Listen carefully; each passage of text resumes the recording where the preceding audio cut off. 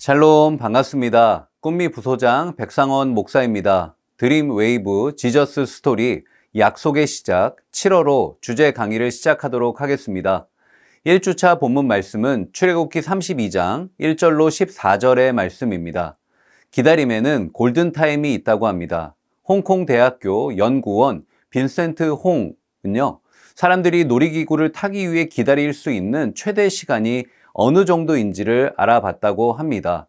홍콩 오션파크 방문객 202명을 대상으로 설문조사를 한 결과 미국이나 유럽 등 서구권 방문객은 21.3분까지 기다려도 괜찮다라고 여겼대요.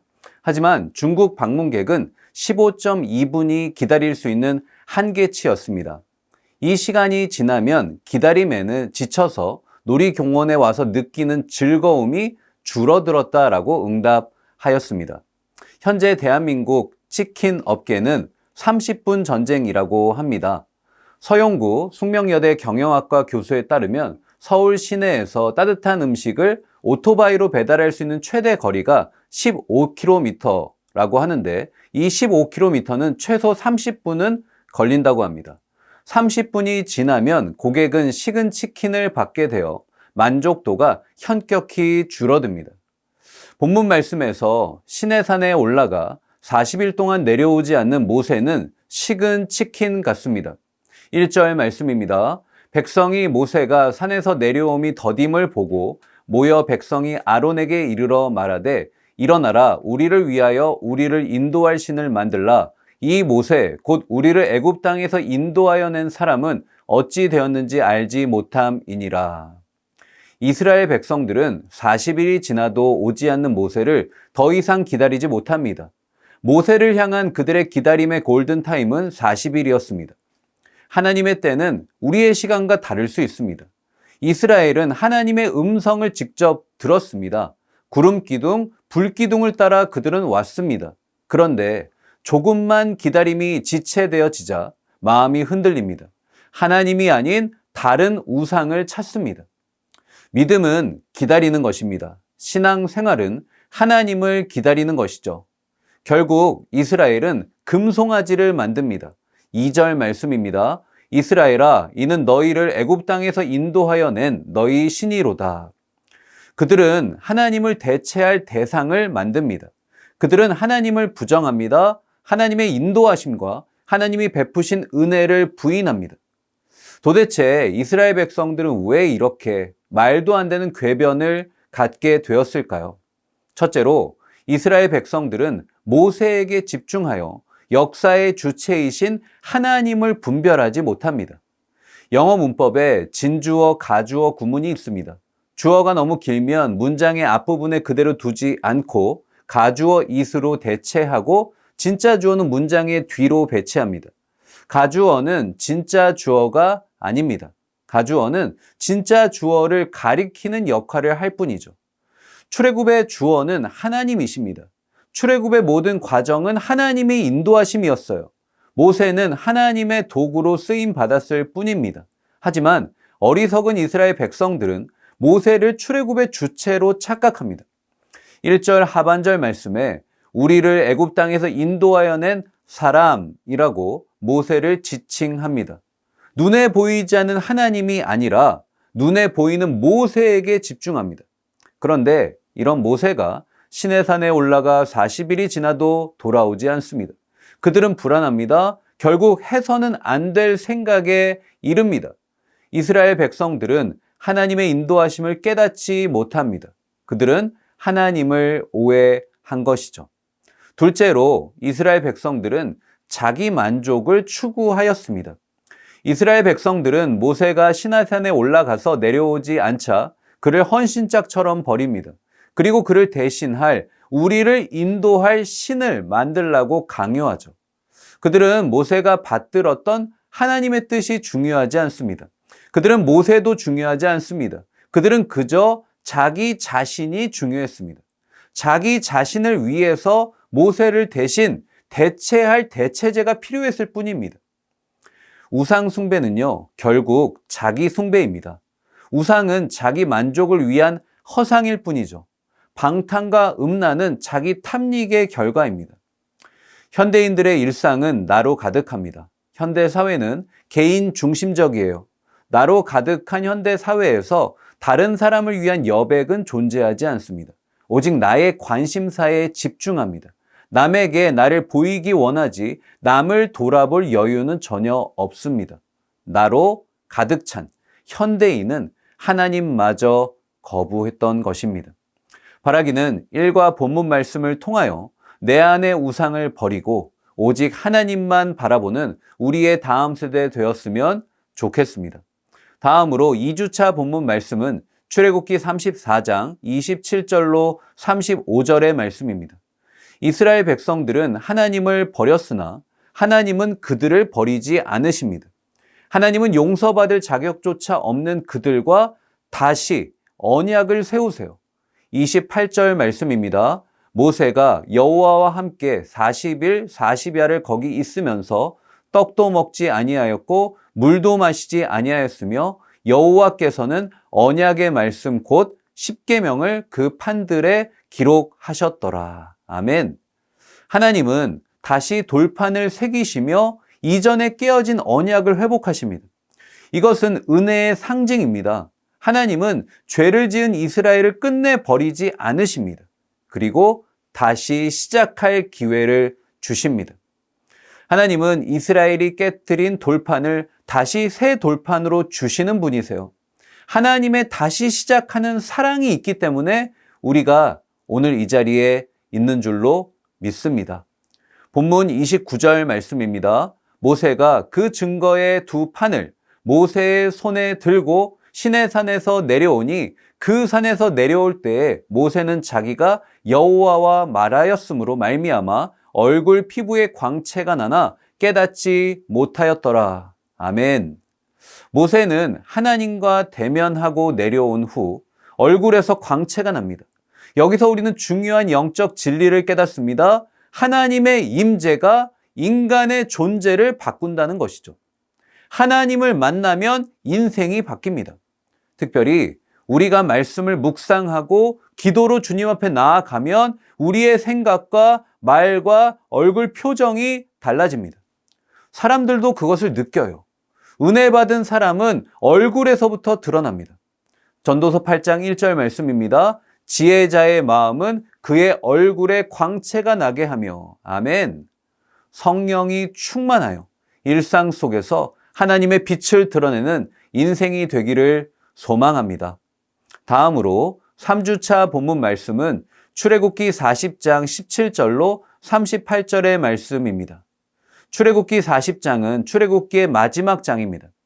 이스라엘 백성이 광야에서 하나님의 명령대로 성막을 완성합니다. 그리고 그 위에 하나님의 영광을 상징하는 구름이 임하는 장면으로 출애굽기는 끝납니다. 성막은 광야 생활부터 시작하여 솔로몬 성전이 완성되기까지 이스라엘 백성이 하나님과 제사를 드리던 거룩한 처소입니다. 그렇다면 성막, 성전은 어떠한 곳일까요? 성막과 성전은 하늘의 하나님이 이 땅에 거하시는 임재 처소입니다. 성막은 성도들이 하나님을 예배하는 예배 처소이죠.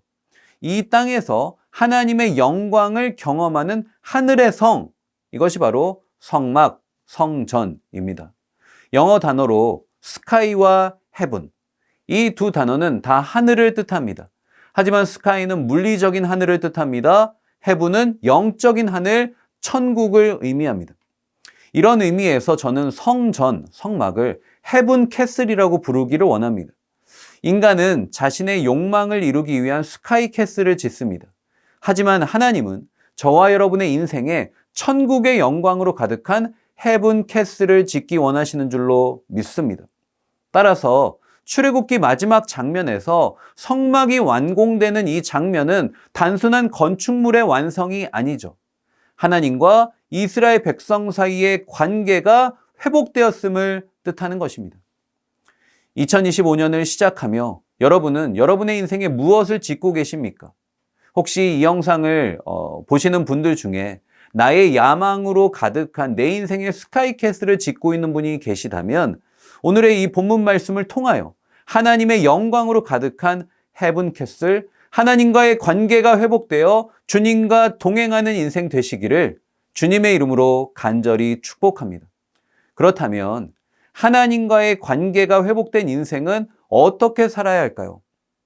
본문 말씀에서 반복되는 표현 하나가 있습니다. 여호와께서 모세에게 명령하신 대로. 이것은 단순한 반복이 아닙니다. 의도적인 강조입니다. 이는 하나님을 향한 철저한 순종을 강조하는 거예요. 순종하는 자가 하나님과 동행합니다. 하나님은 당신의 뜻대로 사는 인생과 함께 하십니다. 우리 인생도 마찬가지입니다. 저와 여러분이 하나님의 성전을 짓는 인생이 되려면 하나님이 정하신 선을 넘지 말아야 합니다. 하지만 우리가 잘 아는 다윗은요, 넘지 말아야 할 인생의 선을 여러 번 넘었습니다. 그는 한 나라의 백성으로 지켜야 할 선을 넘습니다. 사울 왕의 추격을 피하기 위해 블레셋에 투항합니다. 그는 민족의 반역자가 되죠. 그는 한 여인의 남편으로 지켜야 할 선을 넘습니다. 그는 자신의 충직한 신하의 가정을 파괴합니다. 그는 하나들의 아버지로 지켜야 할 선도 넘습니다. 아들의 아픔을 무책임하게 방치하여 훗날 아들의 상처는 가정을 파괴합니다. 그는 한 나라의 왕으로 지켜야 할 선도 넘습니다.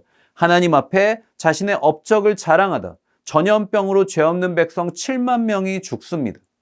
다윗의 인생은 선을 넘습니다. 선을 넘자 그의 인생에 여러 고난이 닥칩니다. 사랑하는 여러분, 저는 이 영상을 시청하는 저와 여러분이 하나님의 선을 넘지 않는 인생 되시길 주님의 이름으로 축복합니다. 이쯤이면 됐어. 이 정도면 되겠지. 내 마음대로 판단하지 말고 하나님의 선을 넘지 마세요. 내 생각으로, 내 경험으로 살면 우리 인생에는 결코 하나님의 성전을 지을 수가 없습니다. 오늘이 모여 미래가 됩니다. 오늘에 집중하십시오. 오늘 내 인생에 놓인 하나님의 선을 지키십시오. 오늘은 내 인생에 하나님의 성전을 짓는 소중한 날입니다. 오직 하나님의 말씀에 순종하여 매 순간 생각하고 선택하고 결정하여 내 인생에 아름다운 하나님의 성전을 짓는 저와 여러분 되었으면 좋겠습니다. 마지막으로 4주차 본문 말씀은 민수기 13장 21절로 33절의 말씀입니다. 40일 동안 가나안 땅을 정탐하고 돌아온 정탐꾼들의 긍정적인 보고를 주의 깊게 듣다가 부정적인 내용을 듣게 됩니다. 그 순간 이스라엘 백성들은 실망하고 낙담하고 자포자기합니다. 믿음이 없는 사람은 절망합니다. 하지만 우리가 주목해서 볼 인물은요, 그들과는 상반된 태도를 보였던 갈렙입니다. 정탐꾼들은 가나안이 젖과 꿀이 흐르는 땅이었으나 그곳의 사람들은 강하고 성읍도 견고하여 그 땅을 차지할 수 없다고 합니다. 그러나 갈렙은 올라가서 그 땅을 차지하자고 용기 있게 말합니다. 갈렙은 능히 이기리라 라고 말하며 승리를 장담합니다. 나머지 사람들은 그 백성들을 차지하지 못하리라. 그들은 약속의 땅에 들어가기 전에 이스라엘 백성이 넘어야 할 현실적인 장애물이 있음을 보았던 것입니다. 그로 인하여 생긴 두려움을 그들의 길을 막는 장애물로 여긴 것이죠. 우리 인생의 앞길에도 두려움을 주는 많은 장애물이 존재합니다. 때로는 그것이 안악자손처럼 크게 보이기도 합니다. 그러나 우리는 반드시 기억해야 할 것이 있습니다. 나와 함께 하시는 하나님이 그 장애물보다 훨씬 더 크신 분이라는 사실이죠. 세상은 우리에게 두려움과 어려움을 줍니다. 그러나 우리는 눈에 보이는 게 전부가 아님을 기억해야 하는 것이죠. 정탐꾼 10명의 보고를 듣고 이스라엘 백성들이 요동칩니다. 그러자 갈렙은 그들을 진정시키며 승리를 확신하는 말을 선포합니다. 하나님의 전능하심과 신실하신 약속을 믿었기 때문입니다. 그러나 믿음을 잃은 다른 정탐꾼들은 그런 갈렙의 용기를 어리석게 여기고 더 비판적으로 비관적으로 보고합니다. 아낙 자손들의 장대함의 마음이 녹아 이스라엘은 그들에 비하면 메뚜기일 뿐이라고 합니다. 절대로 그들을 이길 수 없다고 진단합니다. 우리는 문제를 만날 때마다 어느 편에 설 것인지를 결정해야 합니다. 갈렙처럼 오직 하나님을 믿는 믿음으로 살 것인가? 아니면 다른 정탐꾼들처럼 현실에 지배당할 것인가를 말입니다.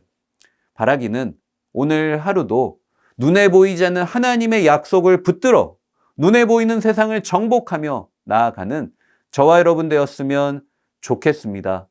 올 7월에 장렬하는 태양 앞에서 우리는 더욱더 뜨겁게 하나님을 사모하며 하나님의 말씀으로 거듭나는 저와 여러분의 가정 되었으면 좋겠습니다. 감사합니다.